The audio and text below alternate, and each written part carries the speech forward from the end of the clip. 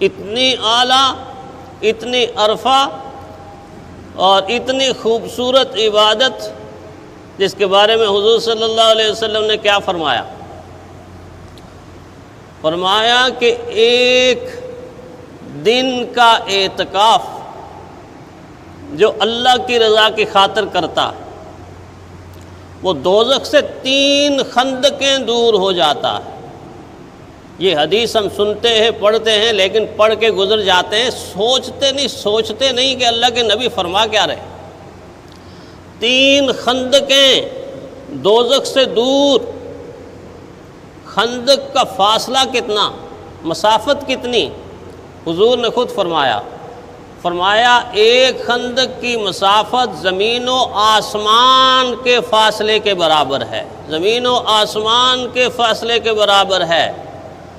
اور جب اس کو سائنس کی زبان میں آپ پرکھیں گے تو زمین و آسمان کا فاصلہ ابھی تک آسمان کسی کو ملا ہی نہیں ہے۔ آسمان کے نیچے کا نظام فلکیات کی 0% ابتدائی آغاز کے اندر ابھی سائنسدان الجھے ہوئے ہیں، مریخ کو دیکھ رہے ہیں، مشتری کو دیکھ رہے ہیں، زحل کو دیکھ رہے ہیں، چاند کو دیکھ رہے ہیں، سورج کو، ابھی تو پہلی سطح پر ہیں۔ آگے کی سطح کروڑ ہا سال، ارب ہا سال، کھرب ہا سال انسان بجلی کی تیز رفتار سے اڑتا جائے پہلے آسمان کو نہیں پہنچ سکے۔ اتنی بلندیاں، اگر روشنی کی ایک کرن کو نوری سال لگتا ہے زمین تک پہنچنے کے لیے، تو پھر انسان کب جا کے پہلے آسمان پر پہنچے؟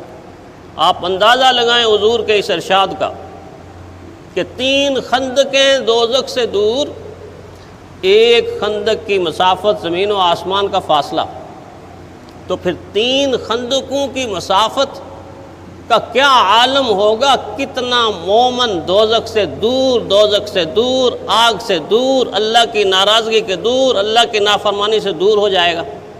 اب اس کا الٹ دیکھیے، جتنا انسان دوزخ سے دور ہوتا جائے گا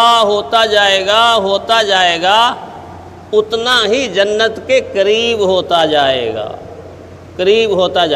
اب سادہ سی مثال، کوئی کہتا ہے میں کراچی جا رہا ہوں، کراچی جا رہا ہے، جتنا لاہور سے آگے بڑھ رہا ہے اتنا لاہور سے دور ہو رہا ہے، اسلام آباد سے دور ہو رہا ہے، وزیر آباد سے دور ہو رہا ہے، پشاور سے دور ہو رہا ہے، کیونکہ یہ اس سائڈ پہ ہے، کراچی اس سائڈ پہ ہے۔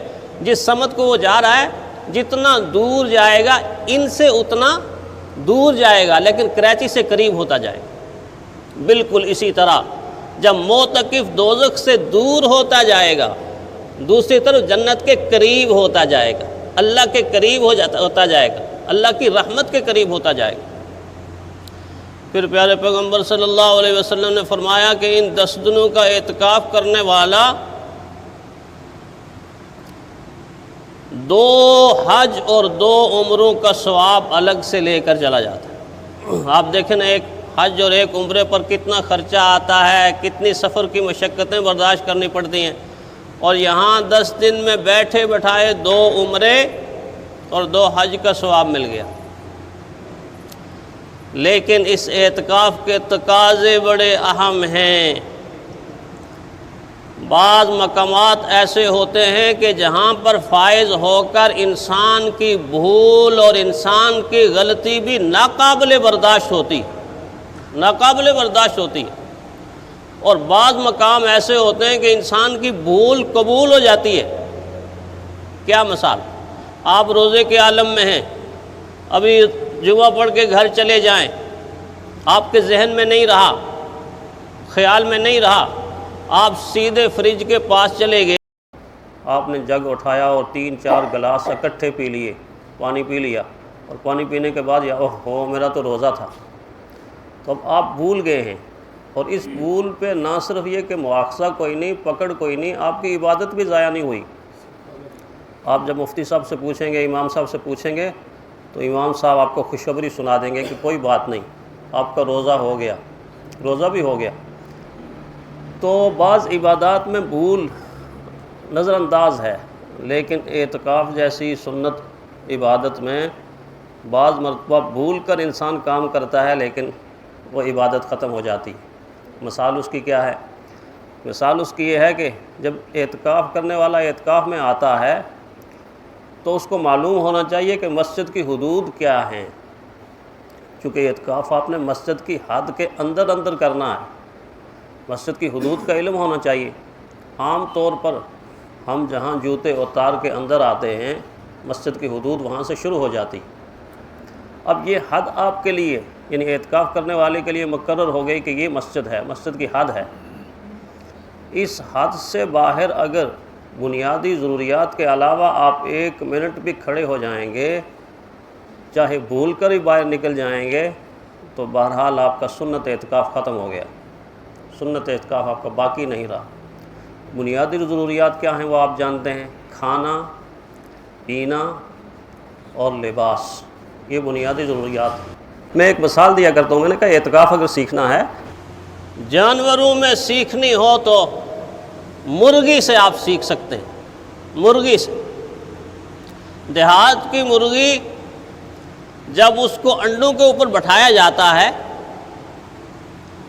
اور وہ انڈوں پر بیٹھ جاتی ہے، پھر بیٹھنے کے بعد نہ اس کو کھانے کا ہوش رہتا ہے، نہ پینے کا ہوش رہتا ہے، نہ ادھر سے اٹھنے کا ہوش رہتا.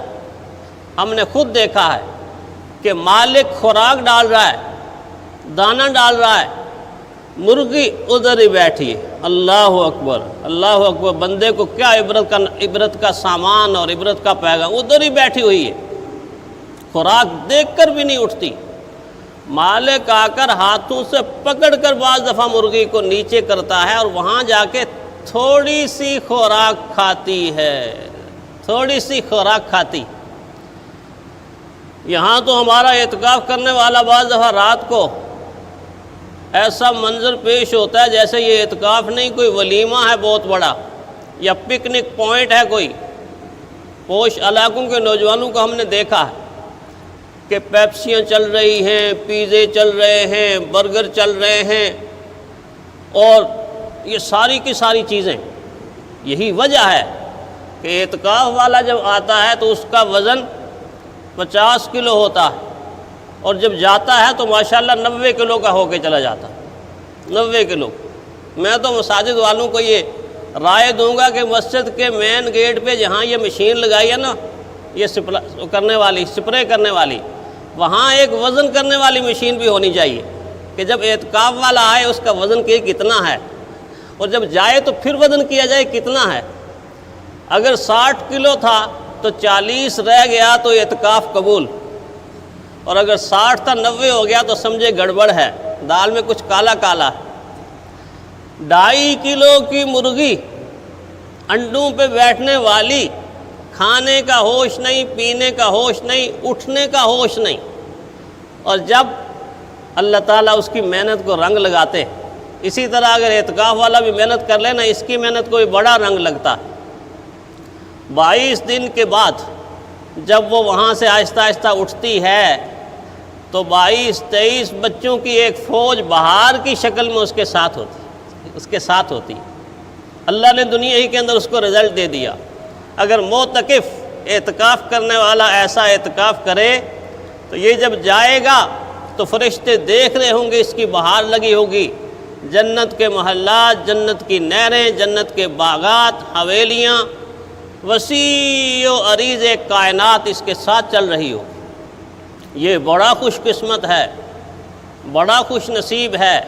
یہ ایک عبادت نہیں کر رہا، یہ سینکڑوں عبادات کے مجموعے کو اکٹھا کر کے ایک وقت میں کر رہا، ایک وقت میں کر رہا.